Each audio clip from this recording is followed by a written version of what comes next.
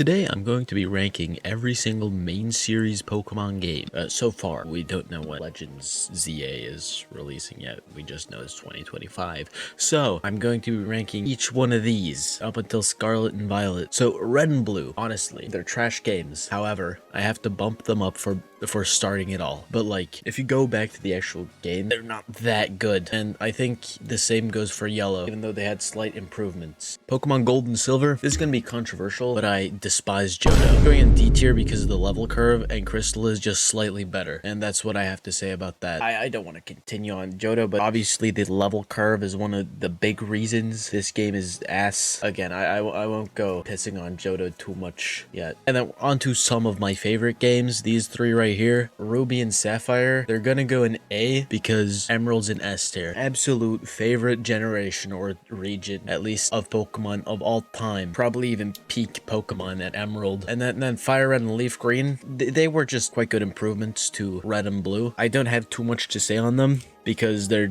quite similar, but with a few things tweaked, which made them better. Like, I really like having color in games, so, you know, that's a nice improvement. And this game, for me at least, plays way better than Red and Blue. Diamond and Pearl, I can't give them more than like a B, because they're so darn slow. I can't. I'm not one to play slow games usually, but since I like Pokemon, I play the slow ones even though they're slow. So I played these. I don't think I want to do that again, but I will for videos. Platinum, S tier, easy. It's a great game. It's taking Diamond and Pearl and just improving it so much. If Platinum didn't exist, I might have bumped Diamond and Pearl up to here, but Platinum just existing makes the games feel slightly worse because Platinum on the same hardware and everything improved like everything. So Platinum S. Sparkle and Soul Silver. So people are not going to be happy with me about this one, but I'm going to put it in B, and because everyone on the internet is glazing the games, I'm going to put him down to C. I do not like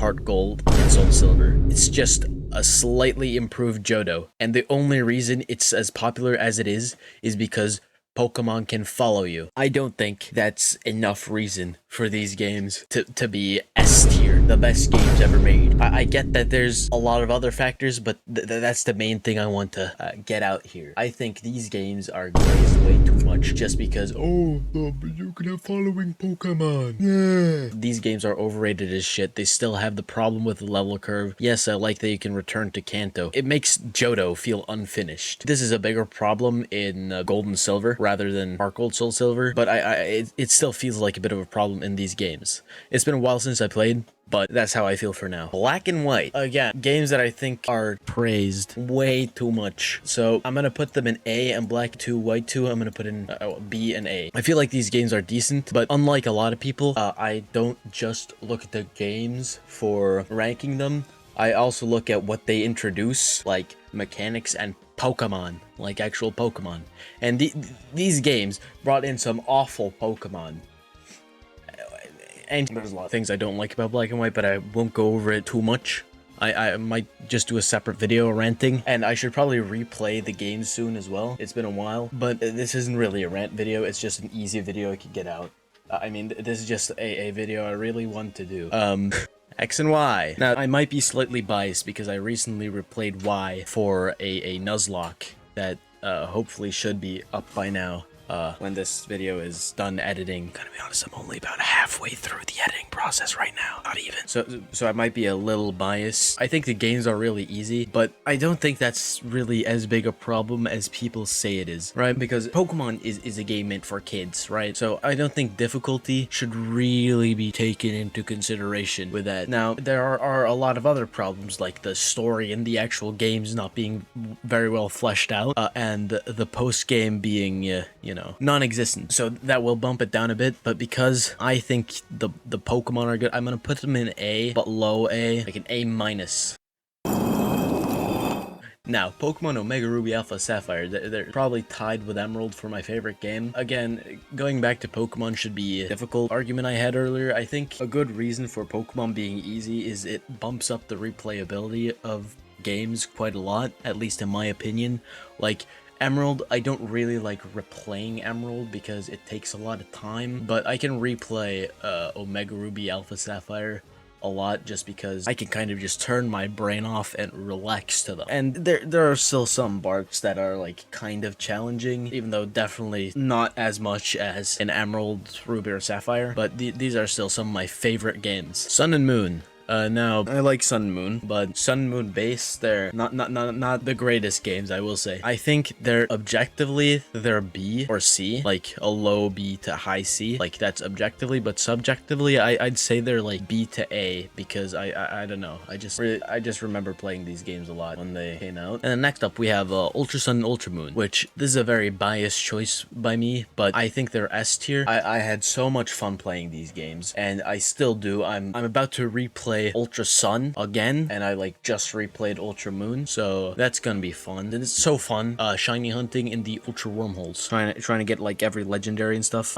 I'm very happy that they got that. The only thing that I could see bumping it down is the fact that it has a lot of similarities to Sun and Moon, and it keeps a lot of the bad things from Sun and Moon, like the endless amount of dialogue, but I don't mind as much as other people, I think, which, you know, again, it might be just me being biased, but I like these games. They're fun. Let's go Pikachu and Eevee. I think they're like A. Like, I'm not too happy that they cut like every Pokemon after Kanto except Meltan and Melmetal, but the games themselves were quite fun. The graphics of these games were also like decently good when compared to other Pokemon games. We'll get to what I mean by that later. And, you know, they were decently fun. They're the last games with Megas, which I love Megas, so that's another reason why I'm biased towards these 4 games, or 5, I guess, because I love Megas.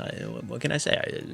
Megas. Anyways, moving on to Sword and Shield. They're going in C tier. I'm not too happy about these games. The DLC maybe could bump them up, but I don't like DLC in games in general. So that's why they're going in C and not B. While the DLC should have probably put them up to B, I don't like DLC in games at all, so they're staying in C. And then the next game on this list,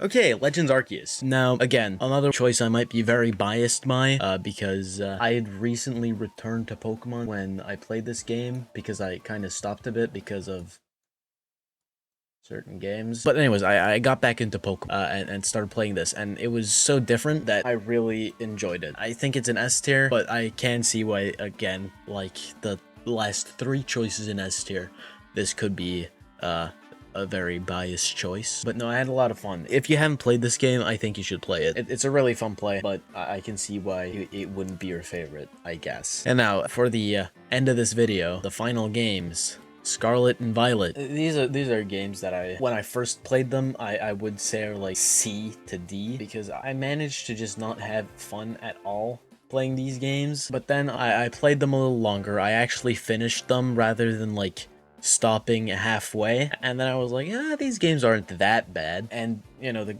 glitches were mostly patched out, and they got some DLC which was somehow worse than the Sword and Shield one, in my opinion. So I think I'd put them in low A. And yeah, that's my tier list. Flame me in the comments if you want, or you could also like just give your opinion normally instead of sending death threats, like the internet likes to do. If you really didn't like a placement on the list, tell me and I'll just replay the game, like maybe on stream sometime, and I might reevaluate, and you know, maybe I'll make like a bi-yearly list, like tier list of my favorite Pokemon games. Anyways, that's been it for today.